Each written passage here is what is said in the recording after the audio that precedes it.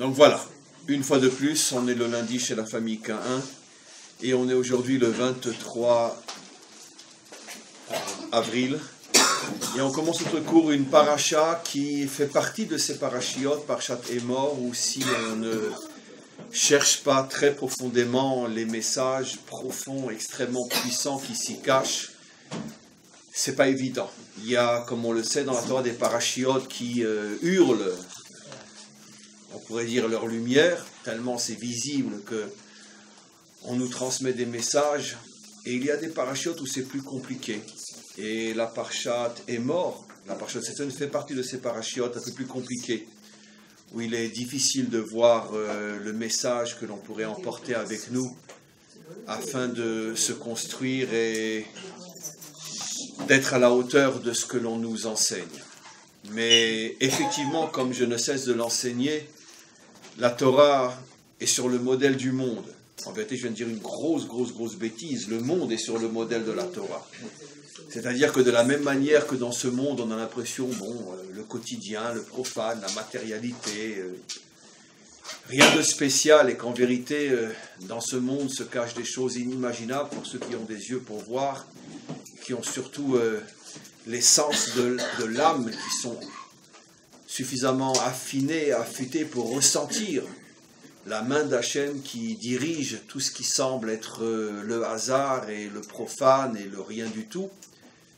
De la même manière dans la Torah, c'est précisément dans les endroits où on a l'impression que ce sont de simples descriptions et rien ne se passe vraiment, rien n'est très clair, que se cachent parfois des messages inimaginables.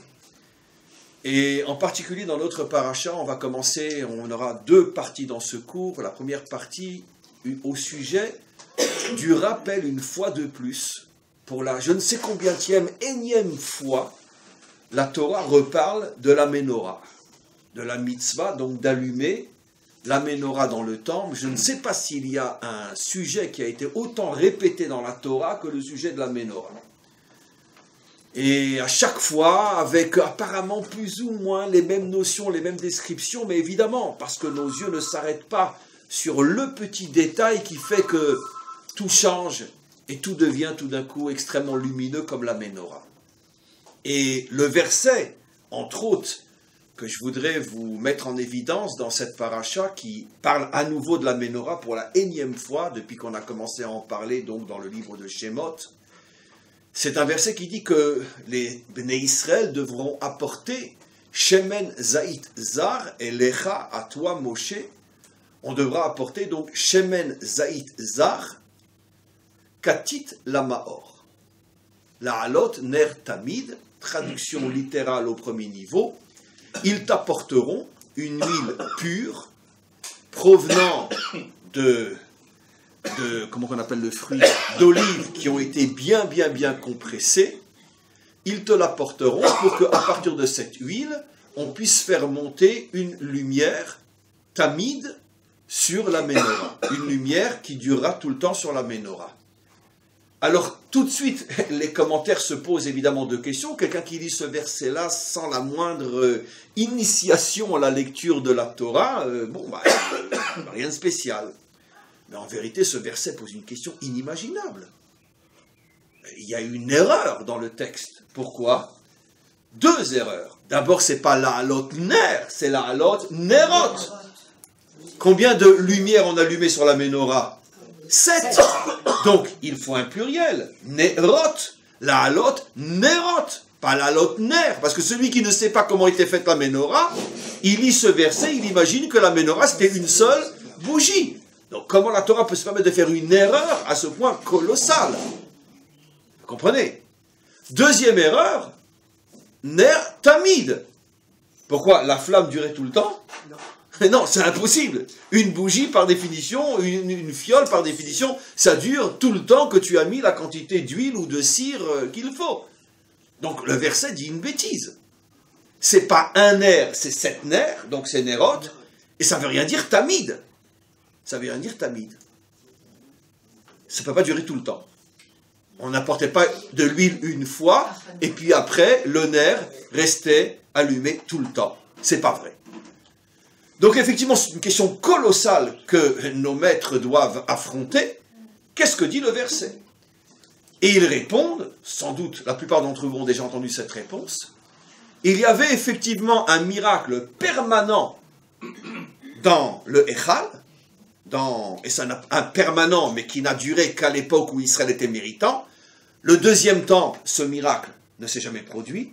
Même à l'époque du premier temple, ça ne s'est pas produit pendant les 410 ans de la durée du premier temple. D'après notre tradition, le premier temple a duré 410 ans, le deuxième 420. On le reverra dans le verset. Mais même dans les 400 premières années du premier temple, ce n'est pas toutes les générations qui étaient méritantes. Déjà, on peut dire que déjà le dernier siècle avant la destruction du premier temple, c'était déjà le schisme et l'idolâtrie, etc. Donc on ne méritait plus ce miracle. Mais il y a eu des époques où il y avait effectivement un miracle. Et en une réponse, on va répondre à nos deux questions. Pourquoi Ner au singulier et pourquoi Tamid? Parce qu'il y avait effectivement une bougie qui restait en permanence allumée et qui était le signe d'isnomètre de la présence de la Shrina à l'intérieur de la maison, du Echal, du Mikdash. C'était le Ner Ma'aravi. Le Ner Ma'aravi, mot à mot, le Ner de l'Ouest, puisque forcément il y a des points cardinaux, puisque quand on rentre dans le Echal, quand on rentre dans la maison, on rentre par quel côté, qui se rappelle? On rentre par l'Est. Le Kodesh HaKodashim, le Saint des Saints, se trouve à l'Ouest, d'accord? La table se trouve au Nord, et la Ménorah se trouve au Sud. Mais la Ménorah était disposée de telle manière qu'elle était dans la longueur de l'Est à l'Ouest. On va après cette chita, parce qu'il y a des marloquettes, évidemment, il n'y a pas de sujet dans le judaïsme sans marloquettes, mais on va prendre celle-là. La Ménorah était donc, ça c'est la Ménorah, ce sont les Nérotes, d'accord? Et donc le Ner Ma'aravi, le Ner qui était le plus à l'Ouest, donc pratiquement en face du Saint des Saints, celui-là, le Ner Ma'aravi, ne s'éteignait jamais, et au contraire, on réallumait les autres chaque jour, les 6 autres, à partir de celui-là. Et nos maîtres disent, Edut hi le Israël, she'ashrina shrouya babait hazeh. C'était un témoignage pour Israël que la Shrina, que la présence divine était présente dans la maison. Et le témoignage de cette présence, c'était bien sûr le miracle de ce Ner qui ne s'éteignait jamais.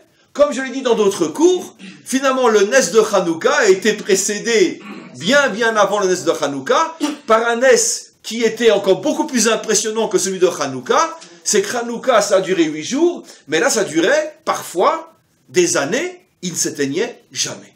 Bon, on y croit, on n'y croit pas, ça c'est de la religion, peu importe. Mais quoi qu'il en soit, croyons-y. Donc c'est ça, maintenant on a compris le verset. La halot ner au singulier, tamid. Effectivement, il y avait un ner qui restait tamid, qui restait en permanence, et pas nerot. La Torah ne parle pas de l'allumage des 7 bougies, la Torah parle de l'allumage de la bougie, le ner, qui restait en permanence. Vous avez vu comment avec ce... On n'a pas besoin de l'allumer s'il l'allume en permanence. Non, il a bien fallu l'allumer au moins une fois. Alors c'est ce que dit la Torah. Tu l'allumeras une fois, et il restera en permanence. Voilà. Donc on a parfaitement compris le verset. Pourquoi le singulier et pourquoi tamid. Par contre, les 6 autres, il fallait constamment les rallumer à partir du 7e, le Ner Ma'aravi, qui ne s'éteignait pas. Derer Agav, comment? Il n'y a pas une comparaison avec la Hanoukiot, où c'est le Shemesh qui est allumé, d'abord, c'est celle qui est centrale. Peut-être. Je ne peux pas vous répondre, vous me prenez de court avec la question, je ne sais pas. Mais par contre, on remarquera, disent nos maîtres, à partir de ce Ner Ma'aravi, qui ne s'éteignait jamais, et qui est un témoignage de la présence de la Shrina, continuez ce que vont dire nos maîtres. Non. Mais non, laissez tomber Hanouka. Qui est le Kotel Ma'aravi.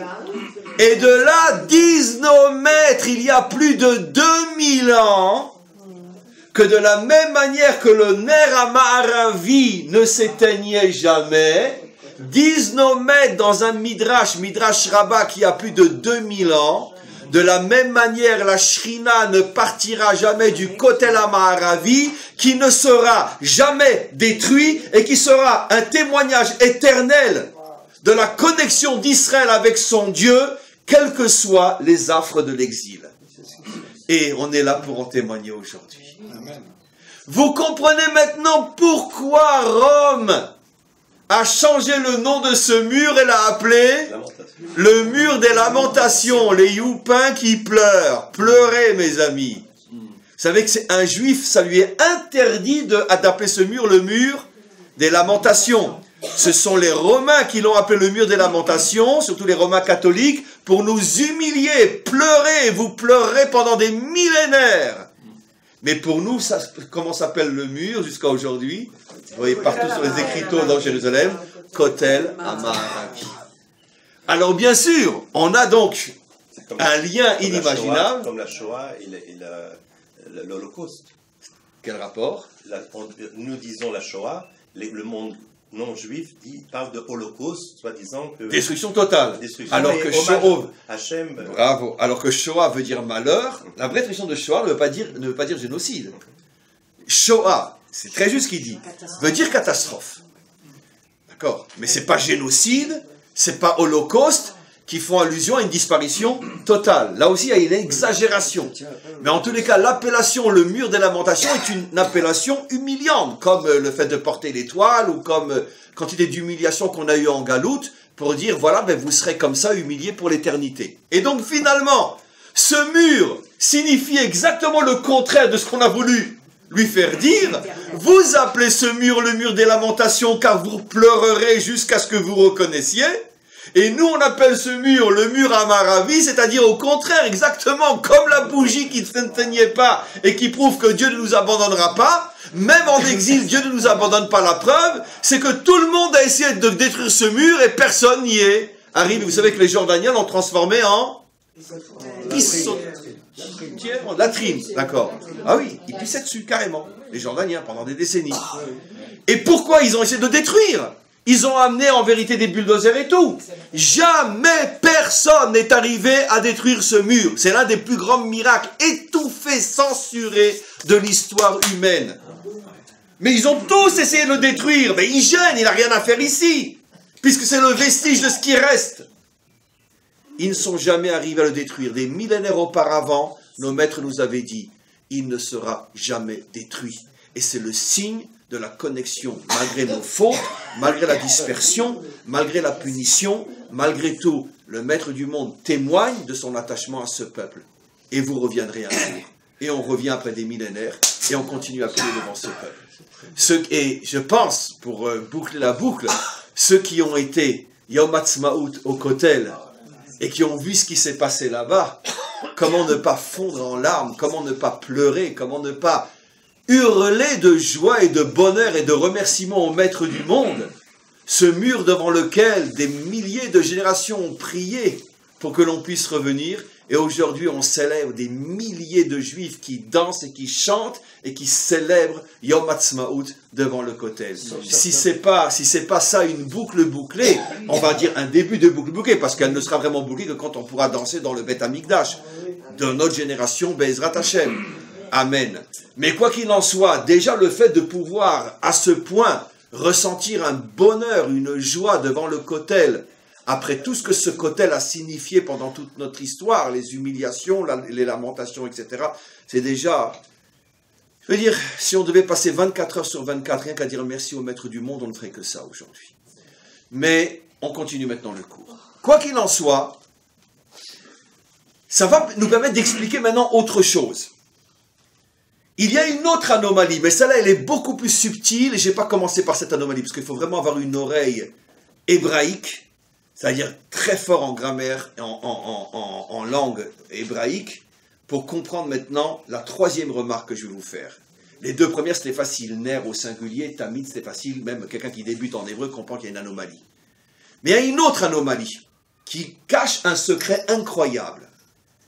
Le passouk dit, la halot, non... Ve'aviu elecha, ils t'apporteront shemen zaït katit, c'est-à-dire l'huile qui est sortie de la compression des olives, la maor, la halot ner tamid, la maor, comment qu'on a traduit, pour éclairer une bougie éternelle. Bon, bougie éternelle au singulier, on a expliqué. Mais moi, j'ai mal traduit. Parce que si la traduction, c'est comme j'ai dit, la Maor pour éclairer, on aurait dû dire les haïr. Les haïr, éclairer, allumer, illuminer, se dit les haïr. On aurait dû dire les haïr, la halot, non, c'est le contraire, les haïr, la halot, ner tamid, pour que puisse éclairer une bougie éternelle. Or, le mot Maor ne signifie pas éclairer. C'est quoi le Maor? Le Maor, c'est l'astre lui-même qui produit la lumière, c'est la source de lumière. Dans la Torah, le 4e jour, quand ont été créés la lune et le soleil, comment ils sont appelés? Meorot. Meorot, c'est-à-dire c'est l'astre qui éclaire. Mais l'éclairage ne se dit pas Maor. L'éclairage se dit la lumière. Comment se dit la lumière? Or. Comment se dit éclairer? Léaïr. Maor est la source de lumière. Et donc nos maîtres font remarquer qu'il y a une anomalie dans le texte. Puisqu'on parle d'allumer, donc d'éclairer. Pourquoi c'est marqué Maor et non Léaïr? Ou dit d'une manière plus simple, pourquoi c'est marqué Maor et pas Or? C'est plus subtil déjà. Et vous allez comprendre. Se cache derrière ça quelque chose d'extraordinaire. Et je reviens toujours à cet exemple que j'ai déjà donné des milliers de fois. D'accord? On a à l'aéroport à Paris, en plein mois de janvier. D'accord? On a l'impression qu'on est écrasé par les nuages tellement ils sont bas, tellement ils sont noirs, tellement ils sont gris, tellement il fait froid et tellement il pleut. Prenez l'avion, vous décollez, au bout de quelques minutes, traversez les nuages. Vous êtes en présence d'un ciel bleu, d'une luminosité inimaginable, d'un soleil magnifique. Exactement le même bleu, la même luminosité, le même soleil qu'en plein été. Sauf qu'en plein été, vous voyez cette luminosité même à l'aéroport, parce qu'il n'y a pas les nuages qui cachent. Ce qui veut dire que les nuages sont absolument incapables de porter un préjudice au soleil lui-même. Le préjudice ne peut être porté qu'à la lumière qui sort du soleil. La lumière peut être affaiblie. La lumière peut être arrêtée. Mais la source de la lumière ne peut en aucun cas être arrêtée. Le soleil est le même au-dessus de la Sibérie, au même moment le même au-dessus de l'Afrique. Le soleil est le même au mois de janvier et le même au mois d'août. Lui, il est complètement au-dessus de toutes les saisons, intempéries. C'est les nuages, en simplifiant à extrême, c'est les nuages qui vont faire que j'ai l'impression qu'il fait gris, ou etc., etc. Le nuage, qui est d'ailleurs quelque chose de très faible, peut stopper la lumière, peut stopper le rayon, mais en aucun cas porter atteinte à la source elle-même. Ce qui veut dire que la source incarne le Maor, incarne quelque chose d'indestructible, tandis que le Or incarne quelque chose de fragile et qui peut être, oui, détruit. Un nuage peut stopper le Or, la lumière. Le nuage ne peut en aucun cas porter atteinte au Maor, à la source de lumière. Et maintenant, vous comprenez tout le verset de manière extraordinaire. Pourquoi le verset dit Maor et pas Or? Parce qu'en vérité, d'où provient le ner à Ma'aravi qui ne s'éteint jamais? Du Maor.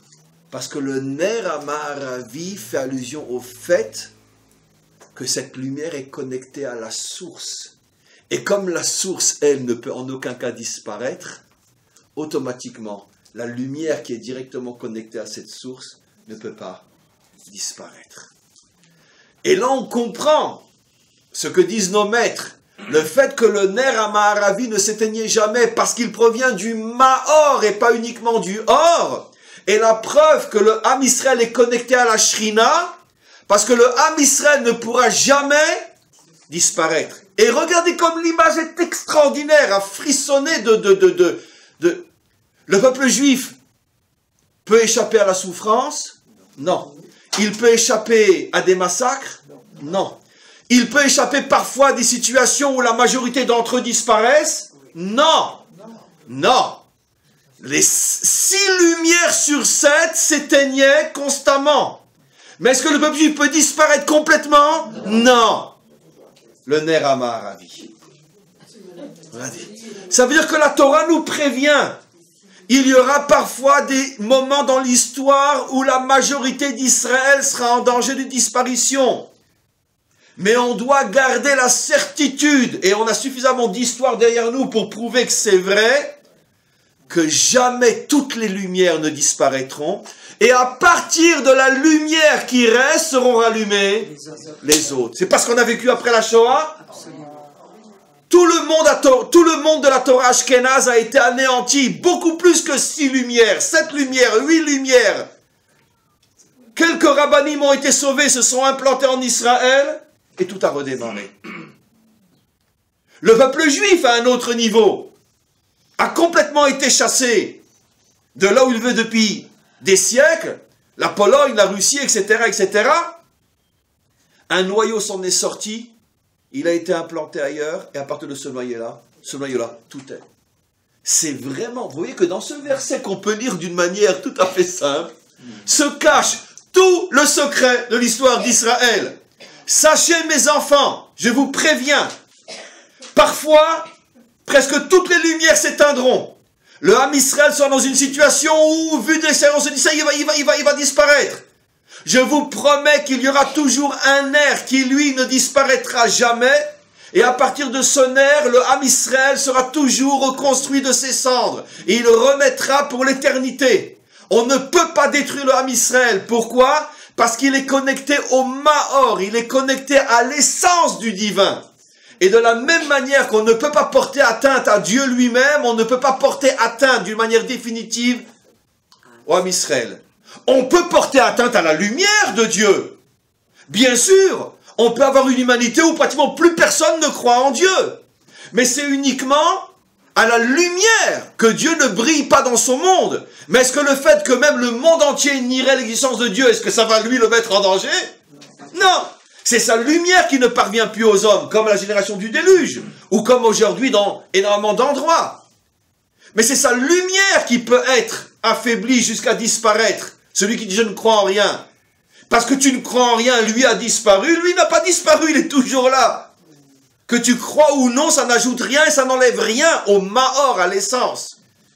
Exactement de la même manière, on peut effectivement porter de graves préjudices à Israël. Mais on ne peut pas le faire disparaître parce qu'il est connecté au Maor et pas au Or. Et maintenant, on va aller plus loin encore. L'expression utilisée, c'est beau, non? C'est très joli. Oui, applaudir de temps en temps quand même.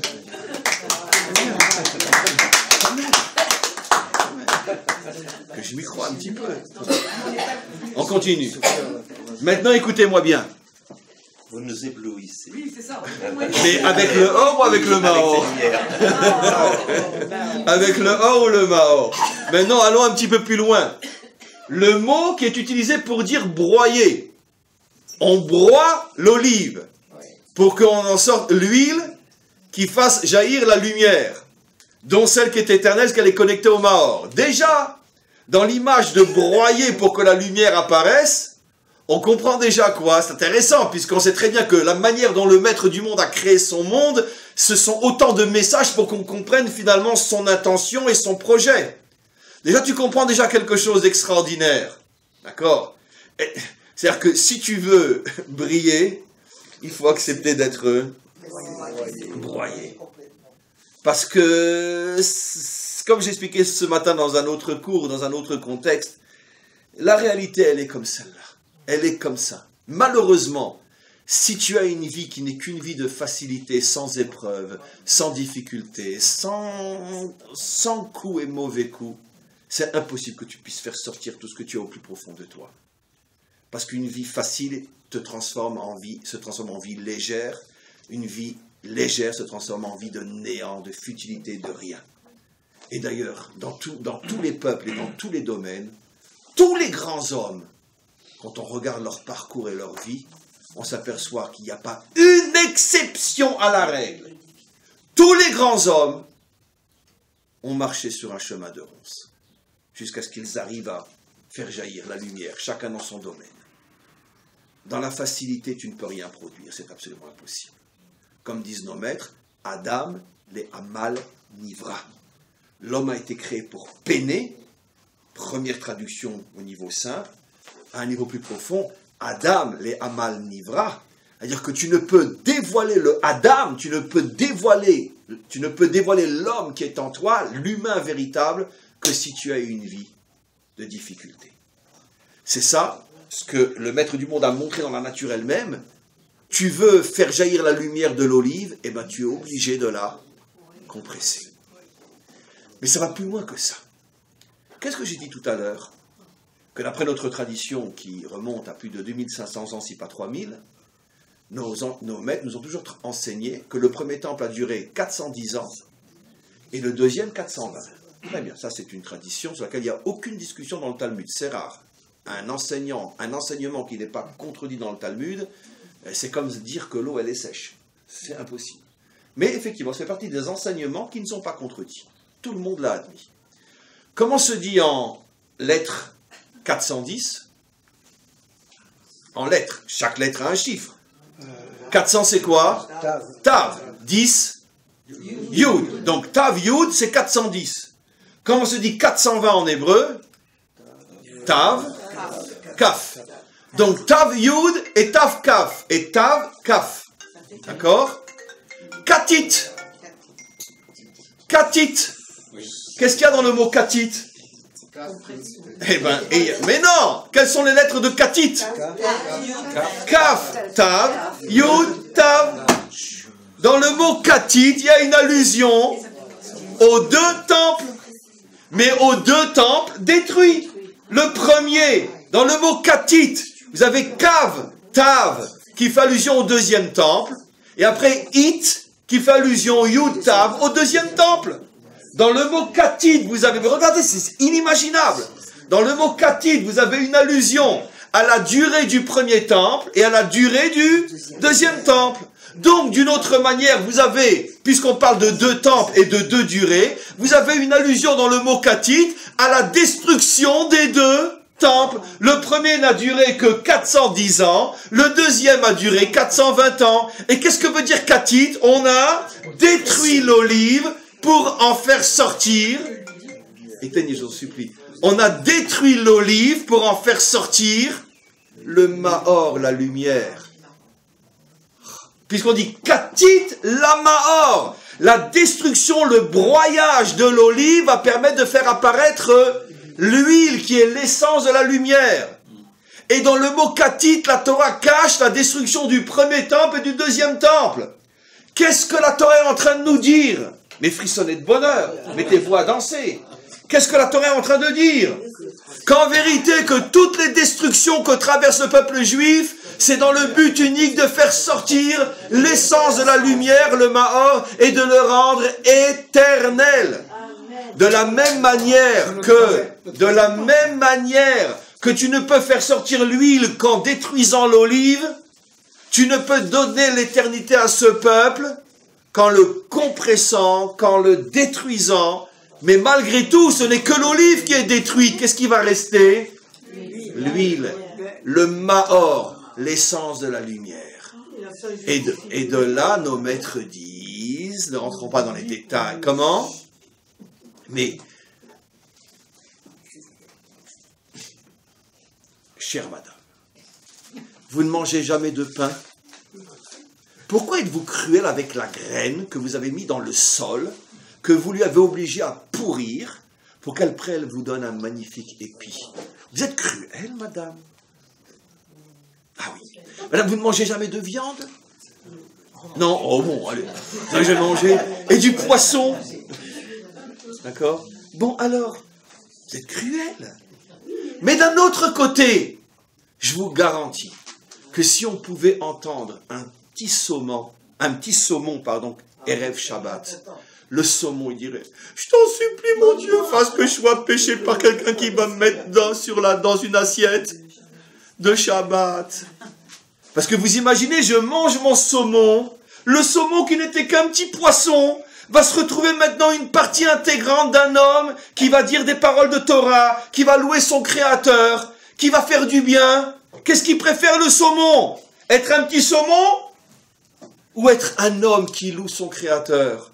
Mais c'est vrai que c'est passé par le fait qu'on lui a fait un sale coup au saumon. Mais je vous garantis qu'une fois qu'il est chez moi, le saumon, il vient me dire, Chaim, t'es vraiment une ordure, tu ne pouvais pas me pêcher plus tôt?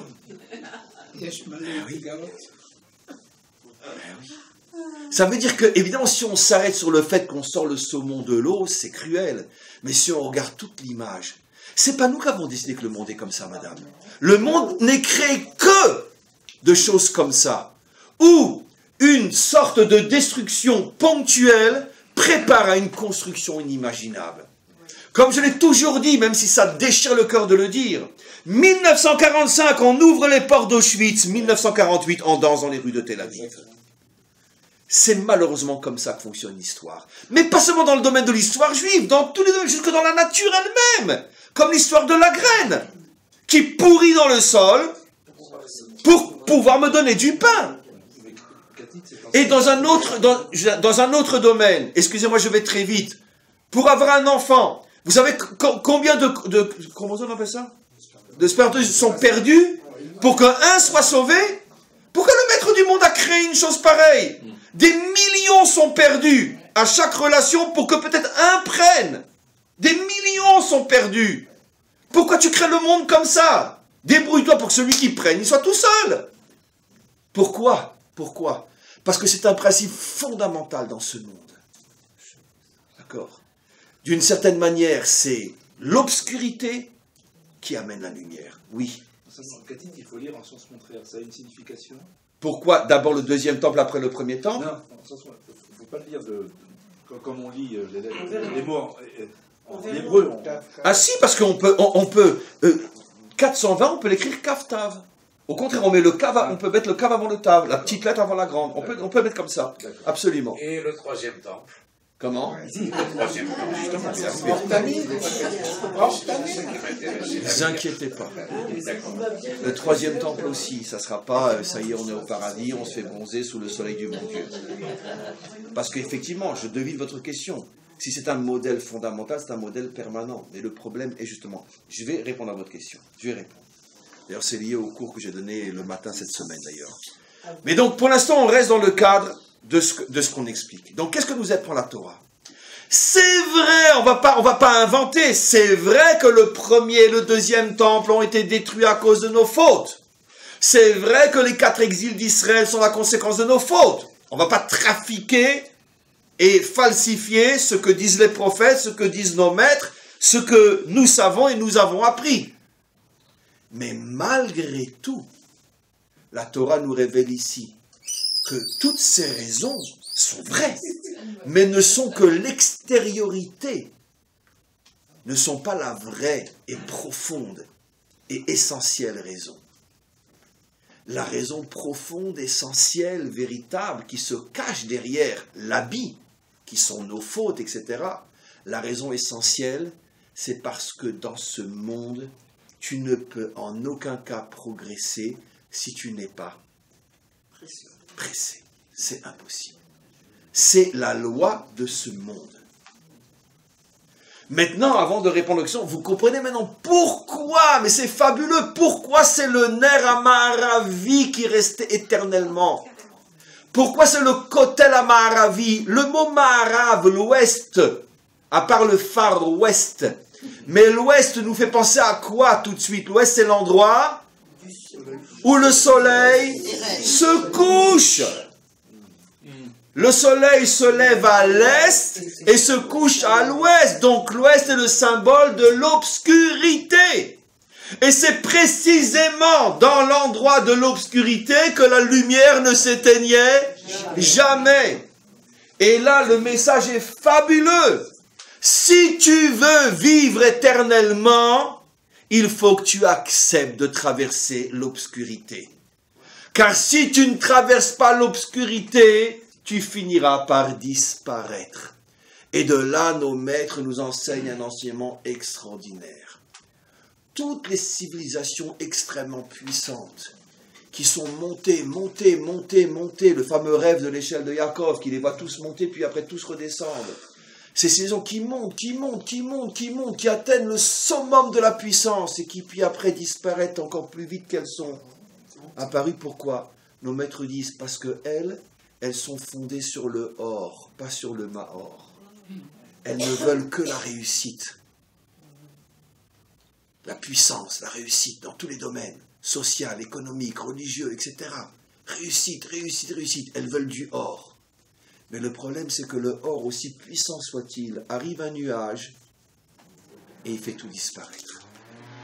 Le Ham Israël, lui, est le seul peuple qui a accepté d'être fondé sur le mahor, pas sur le or. Dites-moi, quand vous avez de l'huile, quand vous n'avez que l'huile, vous pouvez éclairer une pièce? Non. Mais potentiellement, vous avez entre les mains quelque chose qui est source de lumière. Bien que vous ne pouvez rien éclairer. Hein. Si quelqu'un il se balade avec une fiole d'huile sans mèche et sans allumette, ben, il va être dans l'obscurité. Le Ham Israël a fait un choix qui est très chacham. Il a vu autour de lui des civilisations monter et descendre. Ça, c'est le message que Yaakov a transmis à ses enfants. Ça veut dire, sachez mes enfants, si vous faites le choix de la lumière, vous pourrez vous aussi monter. Mais un jour, vous disparaîtrez. Comme toutes les civilisations de la lumière. Alors, vous savez quoi? Je préfère vous donner une fiole d'huile. Mais papa, on ne voit rien avec ça. Oui, mais au moins, avec le mahor, tu ne disparaîtras pas. Parce que c'est vrai, avec le mahor, tu es dans l'obscurité. Mais potentiellement, tu as la lumière avec toi. Et le jour viendra, tu sauras l'allumer. Et tu t'apercevras que précisément cette chose qui n'éclairait pas, c'est précisément la source de lumière. C'est des choses extraordinaires, non? Alors maintenant, qu'est-ce qui va se passer quand le troisième temple va être construit? Alors est-ce qu'on va effectivement se bronzer au soleil divin pour l'éternité? Ça serait la pire des choses qui puissent nous arriver. Parce qu'on vient d'expliquer qu'effectivement, c'est quelque chose qui fait partie d'une manière intrinsèque, c'est inhérent à la nature humaine, à la création elle-même. S'il n'y a pas un renouvellement, s'il n'y a pas... D'ailleurs, c'est le fond même de la création. Vaïe rêve, vaïe boker. C'est pour ça que chez nous, le jour commence la nuit. Si tu veux la lumière, il faut d'abord passer par l'obscurité. Alors, qu'est-ce qui va se passer? Dit d'une manière extrêmement simple, mon ami, parce qu'effectivement, ça demanderait des heures et des heures d'explication, mais suffisamment simple et suffisamment profond. C'est la différence fondamentale entre le monde de l'exil et le monde de la délivrance. Le monde de l'exil est un monde où, malheureusement, la nature humaine est telle que dès que tout va bien, on s'installe. Et on ne cherche plus à se renouveler. Et alors, malheureusement, comme on ne cherche plus à se renouveler, automatiquement, tout finit par disparaître. Dans tous les domaines, c'est comme ça. Donnons un exemple extrêmement simple, d'accord? Je suis en bonne santé, très bien, mais je mange n'importe quoi, du sucre, des graisses, machin, etc. Jusqu'au jour où je commence à pas me sentir bien, je vais chez le médecin, et puis il me fait mon bilan, vous savez, le cholestérol, l'acide urique, le sucre. Vous êtes assis sur un baril de poudre, d'accord? Tout va péter. Alors arrêtez tout de suite, ou il peut me dire aussi c'est déjà trop tard. Mais pendant des années, j'ai kiffé la vie. Ou bien je suis quelqu'un qui, dès le départ, je fais attention. D'accord? Non, merci, non, ça je prends pas, ou en petite quantité, etc. Et toute ma vie, je mange d'une manière qui est saine, et je n'aurai pas le problème d'artère bouchée ou je ne sais quoi. Le problème, c'est que la nature humaine, on la connaît tous. Quand on a 20 ans, quand on a 30 ans, quand on a 40 ans, jusqu'à plus ou moins 45, 48, 50, allez, d'accord, vive le chocolat. À partir de 50 ans, on voit déjà le chocolat qui est ici. Je tiens le coup depuis le début du cours, je n'ai pas encore pris un petit carreau. Mais je vous garantis qu'après le cours, je prends un petit carreau. Mais un petit, juste un petit. Madame Quin m'en a mis 5, je n'en prendrai qu'un. Parce que si j'en prends 5, je suis en danger. Mais un, merci beaucoup. Donc, mais si j'avais 30 ans, avant de commencer le cours, je lui aurais dit, il n'y a pas de chocolat, madame. J'ai tout mangé. C'est ça, c'est tellement simple et bêtement dit. Le monde de la délivrance sera un monde où l'homme vivra avec sagesse. Il ne s'installera pas dans le bien. Parce qu'il sait que quand on s'installe dans le bien, quand on ne se remet pas en question, quand on ne se freine pas, quand on ne se renouvelle pas, le bien nous tue. Et donc c'est l'homme qui d'une certaine manière se créera ses propres limites, donc sa propre obscurité. J'ai pas envie de kiffer jusqu'au bout parce que j'ai envie de vivre longtemps. Alors c'est d'une manière simple. Mais le monde de la délivrance sera un monde de sagesse. Où on saura, l'humanité tout entière aura compris que pour vivre longtemps, il faut justement savoir vivre avec modération. Dans tous les domaines, dans le domaine économique, politique, religieux, moral, même dans le domaine religieux et moral. Trop de religion amène au fanatisme. Trop de morale amène à aussi une vision utopique de l'existence, qui ne correspond plus à la réalité. Dans chaque chose, la modération. Or, le propre du monde tel qu'il a été créé jusqu'à la délivrance finale, c'est que l'homme ne sait pas se modérer. Jusqu'à ce qu'il prenne un coup qui l'oblige à se modérer. Mais tant qu'il ne prend pas de coup, il se laisse aller. Dans tous les domaines. Et le monde de la délivrance est un monde où l'homme va savoir se mettre ses mesures. Des mesures libératrices. Parce que ces mesures seront justement les garde-fous qui me permettent de continuer sur mon chemin sans avoir un mauvais coup. Donc le troisième temple durera éternellement parce que l'humanité saura elle-même se renouveler sans cesse, sans qu'elle ait besoin de prendre des coups pour comprendre qu'il faut se renouveler. Donnons un exemple malheureux, mais tellement parlant. Partout où les Juifs ont été dispersés dans le monde, partout où les nations les ont laissés s'installer, ils se sont installés, et tout d'un coup Vilna est devenue la petite Jérusalem, tout d'un coup Madrid, Sarcelles, ou peu importe, la nouvelle Jérusalem. Et puis quand le bon Dieu a vu, ah tiens, t'as une nouvelle Jérusalem, elle s'appelle Sarcelles, mais paf, communauté détruite. Ben oui, mais c'est comme ça. C'est le leitmotiv de toute l'histoire de l'exil. Partout où les Juifs se sont installés, qu'ils ont cru que ça ils allaient y rester, paf. Pourquoi? Tu ne veux pas te renouveler toi-même? D'accord? Tu ne veux pas comprendre que la seule Jérusalem, c'est la vraie? Eh bien, je vais t'obliger par la force à te détourner de Vilna et de comprendre que Jérusalem, c'est pas Vilna. Etc. Et malheureusement, jusqu'à aujourd'hui, vous continuez à entendre des choses pareilles. Hein. Voilà. Ça veut dire qu'on n'apprend pas de l'histoire. On n'apprend pas de l'histoire. C'est vrai que toujours de manière cynique, on dit l'an prochain à Jérusalem, mais pas cette année. Et l'année prochaine, je continue, je dis l'an prochain à Jérusalem. Cette phrase est une phrase idiote, moi elle m'énerve. Et vous savez quoi? J'ai vu qu'il y a dans certains noussards, on ne la dit pas cette phrase-là. Et des fois, j'ai pas envie de la dire. Et chaque année, je me dis, cette année, je ne la dirai pas. On ne doit pas dire l'an prochain à Jérusalem, c'est idiot, on l'a dit pendant 2000 ans l'an prochain à Jérusalem, mais c'est stupide. On aurait dû dire comment? Cette année à Jérusalem. Mais je ne comprends pas. Je vous dis franchement, je n'ai pas des réponses à tout. Je ne comprends pas pourquoi nos maîtres ont mis dans la Haggadah l'an prochain à Jérusalem. On aurait dû dire cette année à Jérusalem. Comment? Abnouya, c'est déjà le processus. Est Pour laisser le temps à l'Aliyah. Je sais pas, j'ai pas de réponse. Je trouve que c'est une phrase dangereuse parce que justement, vous connaissez cette histoire, je veux dire, alors pourquoi tu montes pas en Israël? Ben alors comment je vais dire l'an prochain à Jérusalem? Si je monte à Jérusalem, je ne pourrais pas dire l'an prochain à Jérusalem. Et puis je veux dire, quand même, à Manhattan, quand même, on est bien, non? Alors, on continue. J'ai pas de montre avec moi, quelle heure il est? 47. Moins le quart, on a un petit quart. Maintenant, j'ai dit qu'il y avait deux parties dans ce cours, je vais rattacher maintenant la deuxième partie, qui est très importante. Si j'aurais pu consacrer un cours entier à cette deuxième partie, mais malgré tout, on va aller vite. Tout de suite après cette histoire donc de la Ménorah, on a cette histoire célèbre de cet homme qui sort dans le Machané et qui commence à maudire le nom de Dieu. Et la Torah nous décrit tout de suite le personnage, mais ça c'est une partie que je ne vais pas du tout expliquer dans ce cours, je l'ai fait dans d'autres cours d'autres années. C'était en vérité qui c'était ce personnage-là? La Torah le dit mais pas en expliquant, son père était égyptien, sa mère était juive, c'était en vérité l'enfant de ce fameux Égyptien que Moshe avait tué, parce que quelle est la véritable histoire? Moshe avait vu que cet Égyptien avait une aventure avec cette femme, d'accord? Et pour l'empêcher de continuer, il l'avait tué, ça c'est la véritable, d'accord? La Torah nous dit autre chose, la Torah elle nous dit quoi?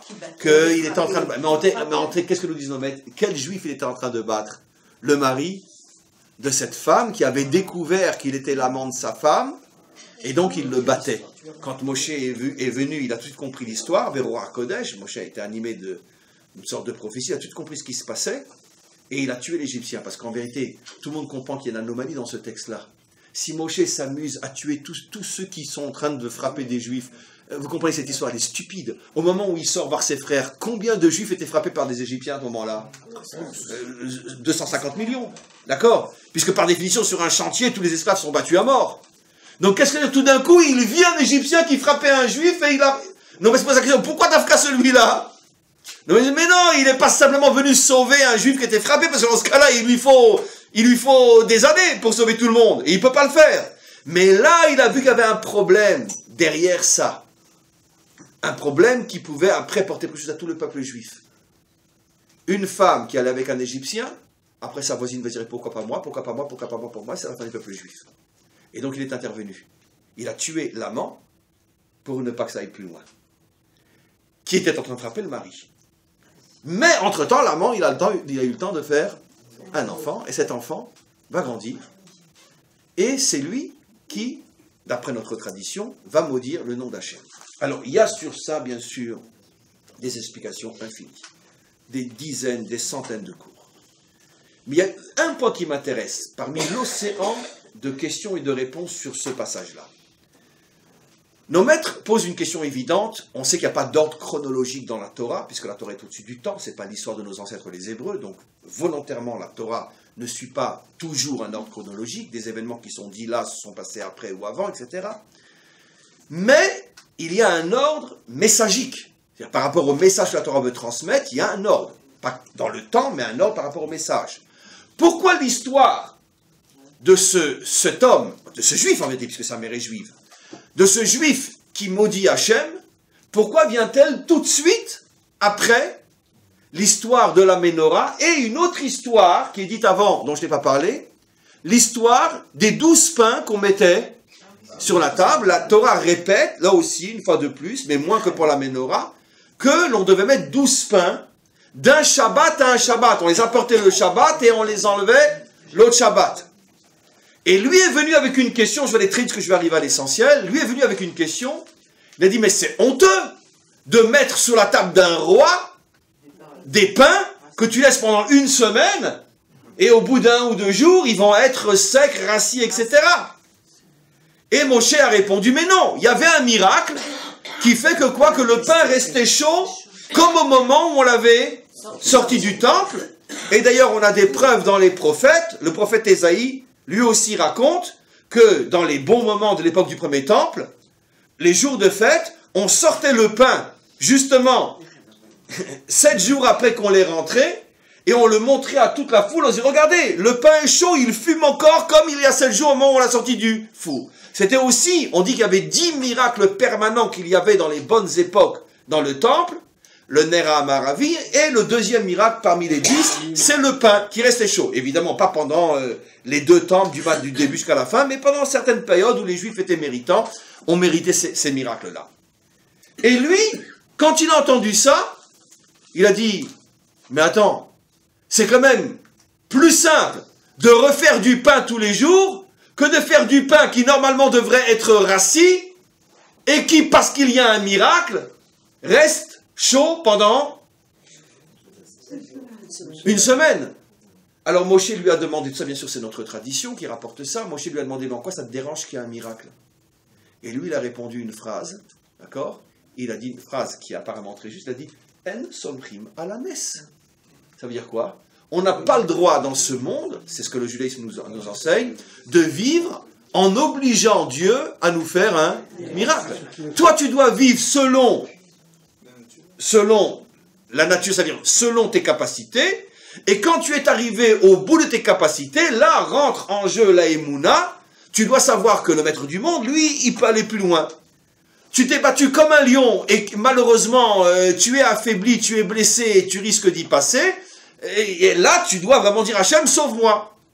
Comme on voit dans de nombreux psaumes du roi David, qui parfois était dans une situation de danger extrême, il a prié, il s'en est sorti. Mais tu peux pas, dès le départ, dire, bon, je pars à 1 contre 1000, mais c'est pas grave, hein, parce que de toute façon, Gott mit uns. Non, ça, c'est interdit dans le judaïsme. On n'a pas le droit de partir avec l'idée d'un miracle. Alors, lui, il répond à Moshe, mais je ne comprends pas. À partir du moment où on n'a pas le droit de partir avec l'idée d'un miracle, donc on aurait dû faire du pain tous les jours.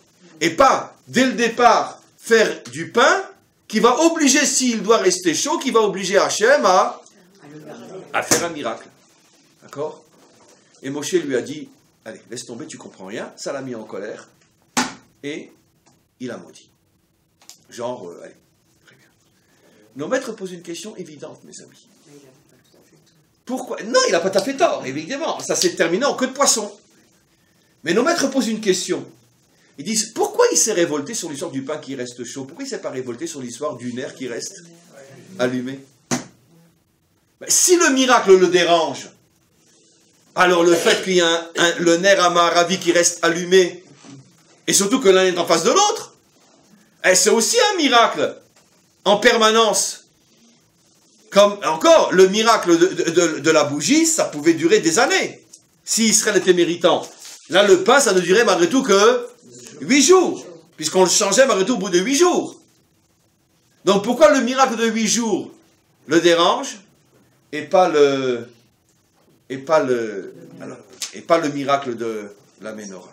Alors là aussi, on voit une notion qui est extraordinaire. Après, je vais joindre le début du cours avec la fin. Comme on le sait, je l'ai déjà souvent expliqué, ces deux ustensiles représentent en vérité deux dimensions dans le peuple juif.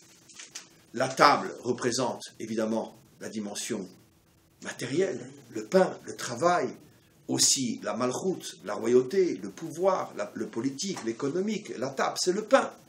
Et donc, ça représente la dimension matérielle d'une nation, tandis que la Ménorah, bien sûr, représente la dimension spirituelle. Maintenant, vous comprenez très bien maintenant, pourquoi il a pas râlé sur le nerf qui restait allumé? Il a dit que, dans le monde spirituel qui est des miracles, ça ne me dérange pas. Puisque par définition, le monde spirituel, il est censé être un monde qui prouve l'existence de Dieu. Donc, c'est normal qu'il y ait des miracles dans le monde spirituel. Mais la table est censée représenter l'autre dimension. Les travailleurs, les dirigeants, les militaires, les économistes, les médecins, les avocats, les artisans, ceux qui s'occupent du monde matériel. Dans le monde matériel, c'est un monde qui doit être entièrement entre les mains de l'homme. Maintenant, je suis d'accord que la table est en face de la Ménorah. Je suis d'accord que dans un peuple, on pourrait dire parfait, il y ait une place pour l'âme et une place pour le corps. Une place pour ceux qui ne se consacrent qu'à Dieu et une place pour ceux qui se consacrent à ce monde matériel. Mais pourquoi ceux qui se consacrent au monde matériel devraient aussi, d'une certaine manière, avoir une telle connexion avec Dieu que, finalement, le miracle se trouve chez eux aussi. Comme si, finalement, l'irrationnel arrivait à transpercer la nature, le rationnel, la réalité. Sur ça, il n'était pas d'accord. Je suis d'accord qu'il y ait des miracles dans le monde spirituel. Je ne suis pas d'accord qu'il y ait des miracles dans le monde matériel à partir du moment où on peut tout simplement nous-mêmes faire du pain chaque jour. Quel est le problème de cet homme-là en vérité? Quel est le problème? C'est qu'il veut complètement séparer la dimension spirituelle, la dimension matérielle. Ça, c'est une notion dont on a souvent parlé. Quelle est la réponse de la Torah? Effectivement, il y a une dimension matérielle, le pain, et il y a une dimension spirituelle, la Ménorah. Mais justement, l'un va avec l'autre. Si la dimension spirituelle, elle voit le miracle, c'est-à-dire que si le peuple juif est méritant et le Ner HaMaharavi ne s'éteint pas, alors le pain, il restera chaud, il y aura un miracle aussi. Ce qui veut dire que la finalité, c'est d'arriver finalement à se rendre compte et à dévoiler la présence d'Hachem, même dans la dimension matérielle.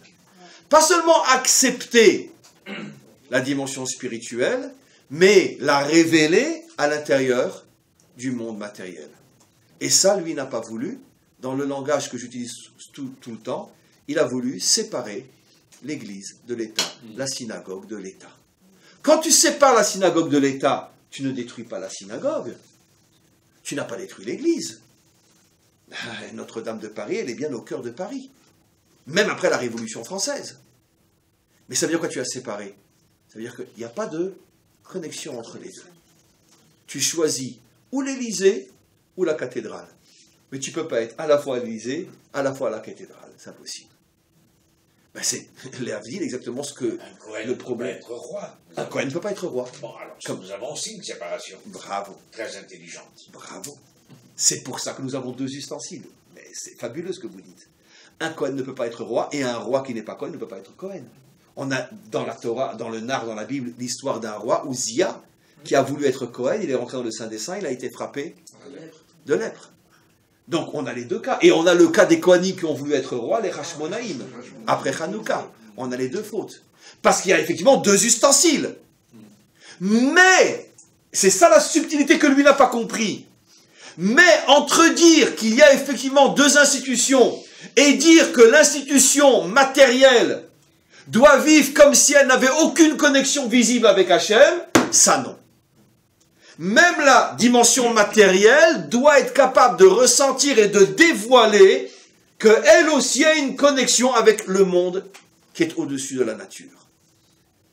De manière à ce que la séparation ne soit pas totale. Il y a oui séparation, parce que on sait très bien, et en ce sens-là les révolutionnaires français avaient raison, quand on mélange la noblesse et le clergé, comme en Iran aujourd'hui, puisque tous les politiques sont des imams ou presque, quand on mélange le religieux et le politique, ça devient la pire des choses qui puissent exister sur Terre. Et en ce sens-là, effectivement, il fallait séparer. Mais il y a séparation institutionnelle, et il y a séparation beaucoup plus profonde, où finalement ceux qui sont du côté matériel se disent « Nous, on ne veut aucune connexion visible avec le maître du monde. Tout passe par nous. C'est nous qui faisons tout. Lui, il s'occupe de la synagogue, et nous, on s'occupe de l'État. » Ça, c'est interdit. C'est le juste milieu toujours le plus difficile, et ça, il n'a pas compris. Il avait raison de dire, mais attends, il y a forcément une séparation entre les Kohanim et la royauté, puisque la table n'a rien à voir avec la Ménorah. Je suis prêt à accepter que l'un est en face de l'autre, qu'il faut donner autant d'importance à la dimension matérielle qu'à la dimension spirituelle. Mais pourquoi y aurait-il des miracles dans la table? On n'a pas besoin de voir le bon Dieu dans le gouvernement. Pourquoi? Parce que le gouvernement, ce sont des hommes qui agissent, qui réfléchissent et qui décident en utilisant leur seule et unique capacité. C'est-à-dire, on fait du pain tous les jours. C'est ce qui se passe aujourd'hui en Israël. La réponse est non. La réponse est que oui, on sépare, mais d'un autre côté, vous qui avez choisi la dimension matérielle, vous devez malgré tout laisser une place au maître du monde suffisamment grande pour que vous ressentiez, même dans votre activité matérielle, qu'il est avec vous. Le pain reste chaud. Et ça, c'est le plus difficile. Et ça, c'est finalement l'image parfaite d'une société parfaite, qui est la société modèle de la délivrance pour l'humanité tout entière. Où finalement, la dimension spirituelle nous montre, par le Ner HaMa'aravi, qu'il y a une connexion à l'essence qui permet l'éternité, et la dimension matérielle nous montre que même s'il est vrai que le maître du monde laisse une place à l'homme pour que lui s'occupe de ce monde, mais malgré tout, l'homme n'a pas le droit de demander à faire tout seul, comme si le maître du monde ne s'occupait que de la synagogue. Et comme je dis toujours, le maître du monde n'est pas qu'au Beth Knesset, il est aussi à la Knesset. Et ça, c'est la chose la plus difficile. Et donc, on a dans cette fin de paracha, finalement, Parashat Emor, des messages inimaginables qui contiennent finalement toute l'histoire du monde, pas seulement du peuple juif, mais toute l'histoire du monde jusqu'à la délivrance finale et après, puisque finalement, le miracle des pains chauds et la table en face de la Ménorah et le miracle du Ner HaMa'aravi sont les symboles finalement du monde de la délivrance finale. Et maintenant, et je termine, pendant de très nombreuses époques, et du premier temple et du deuxième temple, le Ner HaMa'aravi s'éteignait, le pain n'était pas chaud, et comme le Talmud l'enseigne, pendant des décennies et des décennies, le Kohen rentrait, le Ner HaMa'aravi était éteint, les Kohanim rentraient, le pain au bout de 2 jours, il était craqué, morcelé, parce qu'il avait refroidi, il était immangeable, et c'était une honte, en vérité, pour Israël, mais c'est comme si le maître du monde leur montrait que finalement, ce n'est que l'image de la société que vous avez. À partir du moment où vous engraissez dans la réussite, vous avez le or mais pas le mahor, et vos dirigeants ne vivent que appuyés sur leur intelligence et leurs décisions, et bien votre pain, il sera plus chaud, et le Ner HaMa'aravi, il va s'éteindre. Et donc on voit encore une fois des symboles extraordinaires dans des versets que l'on peut lire comme ça, sans y faire attention. Comprenons une fois de plus les secrets absolument inimaginables qui se cachent dans la Torah. Merci à vous tous et merci au Maître du monde.